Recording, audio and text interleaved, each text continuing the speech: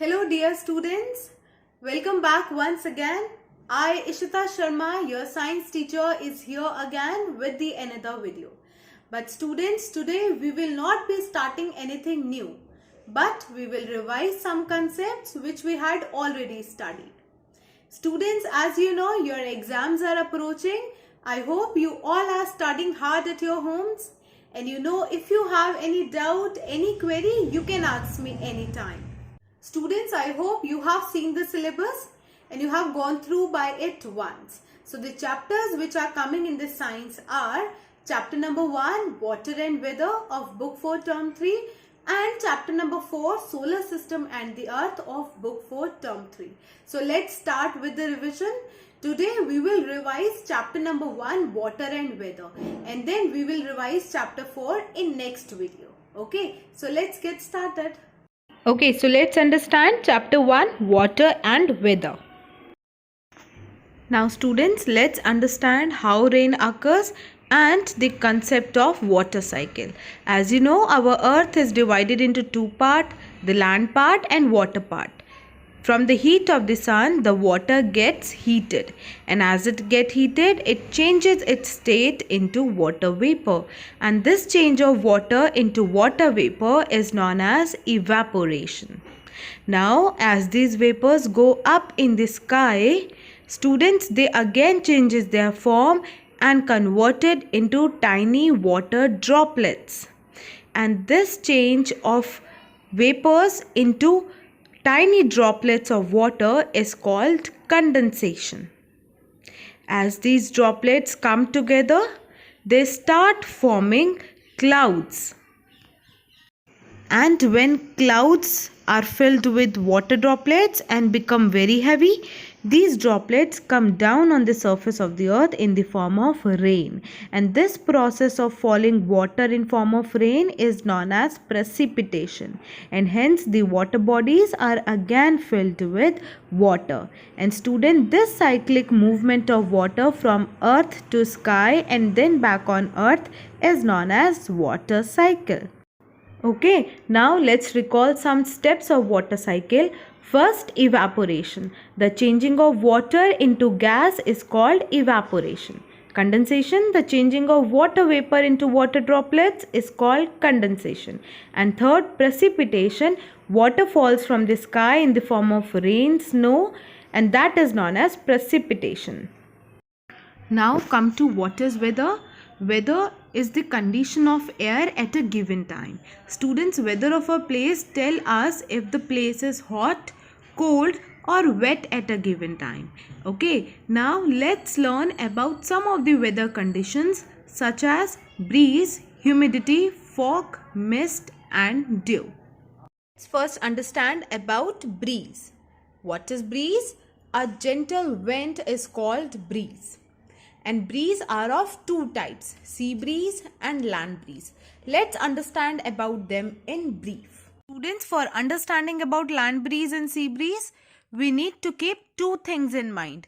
First, the land parts get heated and cool down faster than the water part. Okay, and second is when the air gets heated, it becomes light and light air rises up. Keep these two things in your mind, and now let's understand about sea breeze and land breeze. Then sea breeze and land breeze occur in the places near the seas and ocean. Now what happened during the daytime? The land part gets hot faster than the sea part, right? So the air above the land will also get heated, right? And as we know, the warm air or the hot air is lighter, so it will rise up. Now it creates some empty space here, so the cool air from the seaside will start moving toward the land side, and this process is known as sea breeze. Breeze blowing from seaside to land side is known as sea breeze, and it takes place during the daytime. Now let's understand about land breeze. See what happens during the night time. The land parts become cooler faster than the sea. Okay, as we know, land parts get heated and cool down faster. So during the night time, the land part becomes cooler faster than the sea part. That means Air above the sea is still hot, and as we know, warm air is lighter, so warm air or hot air will rise up, creating an empty space here. So the cool air from the land side will start moving towards the seaside. Okay, and this movement is known as land breeze. Breeze blowing from land side to seaside, and it takes place during the night time. Okay. So, what is the difference between the both? Sea breeze, the cool air blowing from sea to land is called sea breeze, while land breeze, the cool air blowing from land to sea is called land breeze. Okay, and sea breeze blows during day, while land breeze blows during night time. Okay, students?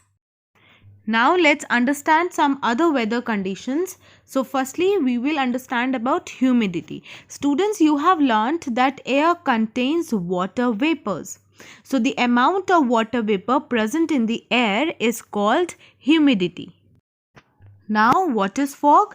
Students, water vapors in the air condenses to form water droplets, and these form clouds. And when these clouds form very close to land, it is called fog. And it is very difficult to see things around in a foggy day. Now come to mist. Students, mist is similar to fog, but it is lighter, and we can see better through mist than fog. Okay. Now come to what is dew. Students, dew are the tiny water droplets formed when water vapor condenses due to the dew droplets can be seen on grasses and on parked vehicles after a cold night. Now come to the need of clean water. Students, the water we use must be clean and disinfected. Otherwise, it will cause diseases. So water can be purified in number of ways. Now let's understand about them. First method is boiling. It is the easiest way to kill germs and make water drinkable. Second is filtration. By filtering the water, we can purify it. And these days, there are different water filters available in the market. Next is sedimentation and decantation. In sedimentation, the insoluble impurities settle down at the bottom of the container, and then the clean water can be poured into another container, and that process is known as decantation. I hope the chapter water and weather is clear now. So we will meet in next class. Till then, keep learning. Bye.